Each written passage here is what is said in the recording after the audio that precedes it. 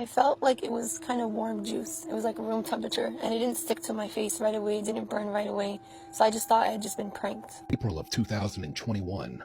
21-year-old college student Nafia Ikram was heading up her driveway into her home after a long shift working as a pharmacy technician. But little did she know, there were 3 men in a red car parked just outside of her house, watching her every move, and their intentions for her would become a living nightmare. As seen here in the home security footage of her own home where she lived at with her parents, she was heading up the driveway when this man exited that red car and ran up behind her with a bucket full of battery acid and splashed it right in her face. Afterwards, the man immediately fled back to the car, and the car fled the scene, and now Nafia is just kind of aimlessly wandering back down her driveway. She can't see at all. All she knows is that there is a extreme burning sensation taking over her entire face, and she would even say that because she was wearing contacts at the time, the power of this battery acid would melt these contacts into her eyes, and so she could no longer see. Nafia would say in an interview later that whoever was behind this, she firmly believes,